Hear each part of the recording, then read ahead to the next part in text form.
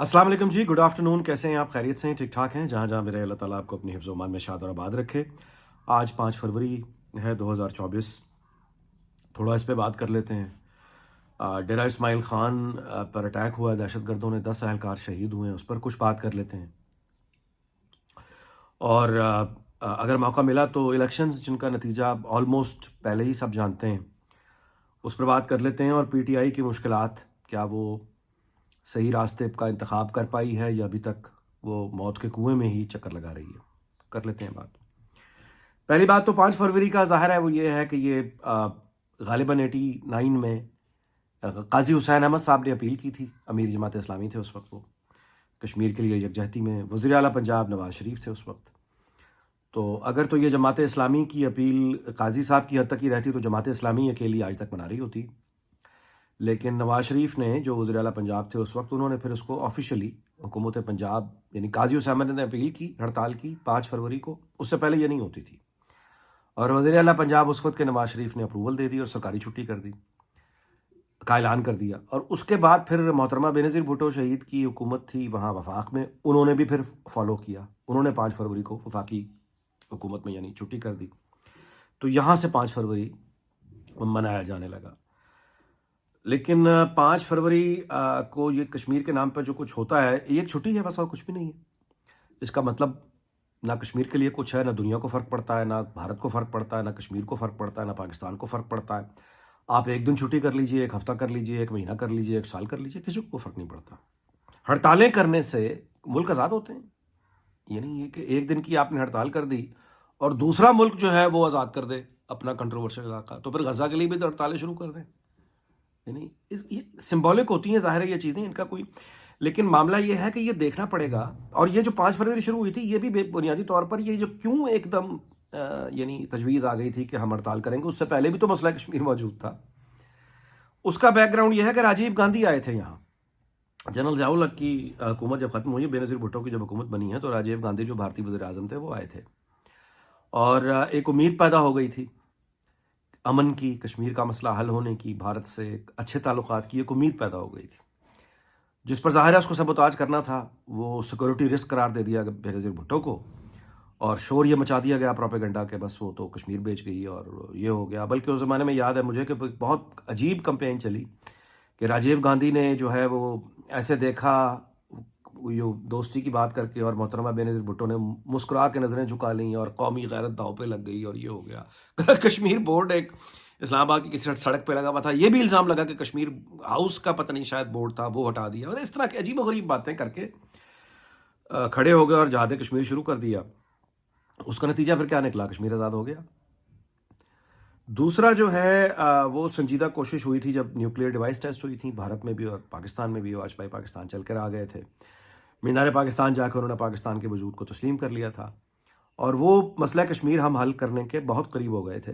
لیکن ظاہر ہے کہ کارگل ہو گیا، تب بھی کشمیر کے نام پر ہی ہوا. جنرل مشرف کے اپنے کئی انٹرویوز ریکارڈ پر موجود ہیں جس میں وہ یہ ساری حقیقت کا اعتراف بڑے فخر سے کرتے ہیں کہ بھارت اور پاکستان کے تو مسئلے بالکل حل ہونے جا رہے تھے، اور سیاستدان جو ہے یہ تو ٹھیک کرنے جا رہے تھے. ہم نے ایسے ایسے انگلی کر کے انہوں نے بلکہ اپنے انٹرویو میں یہ بات کی ہے کہ ہم نے پھر پیچھے بلایا، ہم نے کہا اوئے ادھر آؤ، ادھر آؤ، کوئی ٹریڈ نہیں ہوگی، کوئی تجارت نہیں ہوگی کشمیر جب تک حل نہیں ہوگا، ادھر آؤ ادھر آؤ.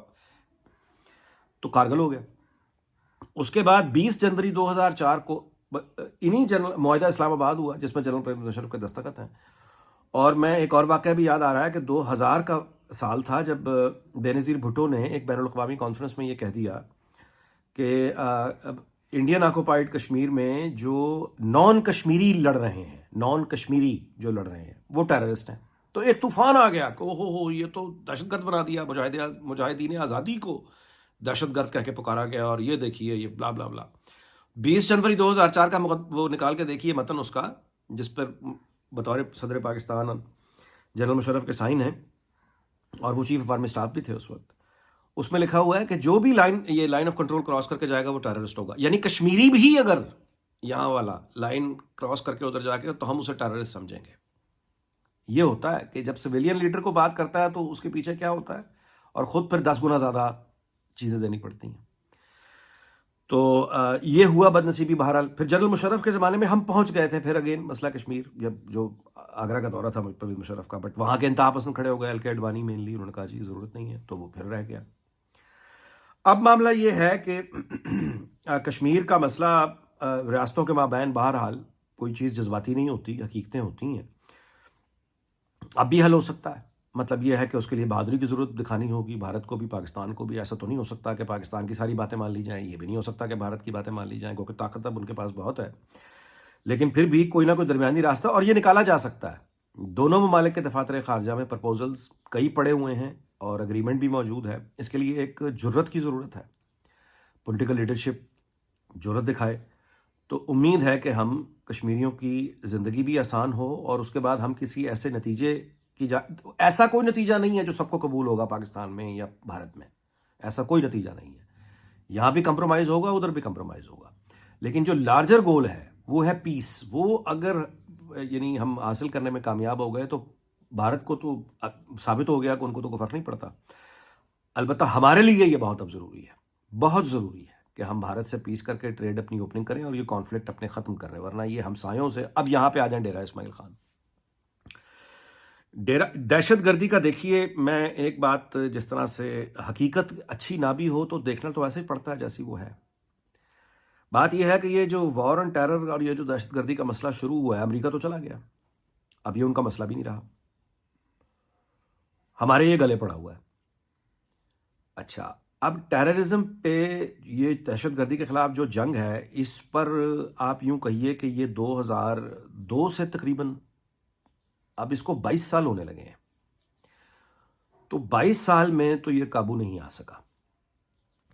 یہ مدھم ہوتی ہے دہشت گردی کی لہریں، قابو پایا جاتا ہے، پھر کچھ عرصہ پیس رہتا ہے، دوبارہ سے شروع ہو جاتا ہے، پھر پیس رہتا ہے، دوبارہ سے شروع ہو جاتا ہے.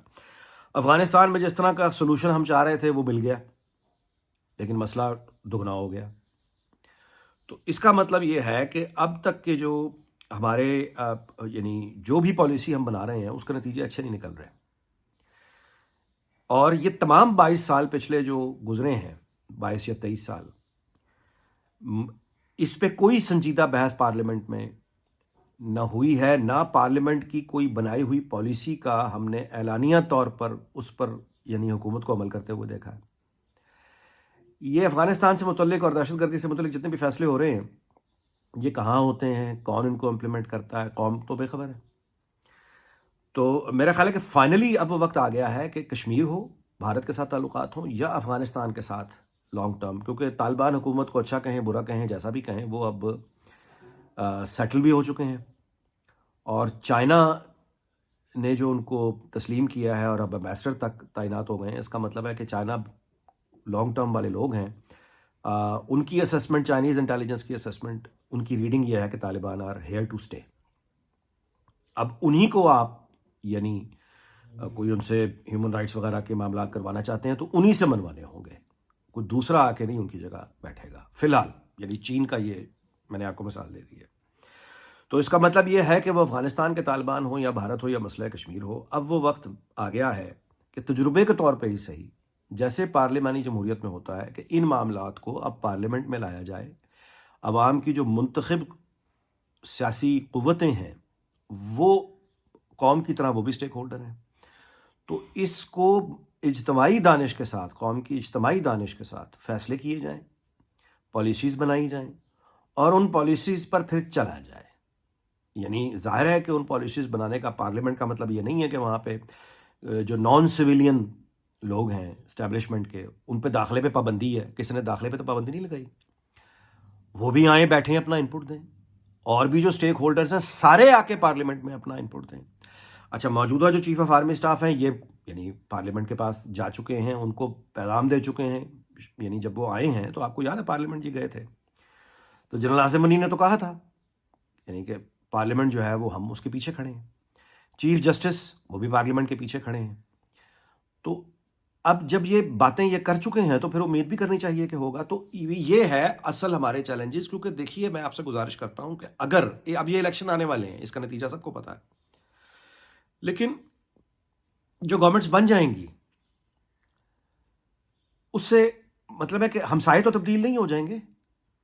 یعنی حالات تو تبدیل نہیں ہو جائیں گے، تو حالات بھی وہی ہیں، ہمسائے بھی وہی ہیں، تو پالیسیاں ناکام ہیں نا ہماری، تو ان پالیسیوں کو دیکھنا پڑے گا، یعنی وقت آ گیا ہے، ورنہ اس طرح کے دن 5 فروری مناتے چلے جائیں اگلے 100 سال، کسی کو کوئی فرق نہیں پڑتا۔ یہ ہیں وہ بنیادی مسائل، اگر افغانستان کے ساتھ اور بھارت کے ساتھ اور یہ ہمارے مستقل اگر یہ مسائل چلتے رہے، ٹیررزم چلتا رہا اور ٹیررزم سے ہی اگر نپٹتے رہنا ہے، تو پھر بہت مشکل ہے۔ اسٹیبلٹی صرف پولیٹیکل نہیں ہوتی، پولیٹیکل انسٹیبلٹی تو بیسیکلی ریفلیکشن ہوتا ہے سوشل انسٹیبلٹی کا۔ تو اگر سماج میں ہی ابتری اور انتشار ہے، دہشت گردی کے واقعات ہیں، پولیٹیکل اسٹیبلٹی کہاں سے آ جائے گی؟ آ بھی جائے گی تو وہ ایک آرٹیفیشل ہوگی۔ سو امید کرنی چاہیے کہ آنے والی پارلیمنٹ، تمام صوبائی پارلیمنٹس اور وفاقی پارلیمنٹ یہ اسرٹ کریں اپنے آپ کو، اسٹیک ہولڈرز کو ساتھ لیں اور مستقل بنیادوں پر پالیسیز بنائیں اور اس پر پھر چلنا شروع کریں۔ یہ آدھی طاقت ادھر آدھی ادھر، یہ فارمولہ میرا نہیں خیال کہ ہمیں کوئی زیادہ مفید ثابت ہو سکتا ہے۔ اس دعا کے ساتھ کہ اللہ تعالیٰ پاکستان اور اس کے تمام ہمسایوں دنیا بھر کو شاد اور آباد رکھے۔ آپ سے اجازت چاہتا ہوں، اگلے ویلاگ میں ملاقات ہوگی، اپنا بہت خیال رکھیے گا، اللہ حافظ۔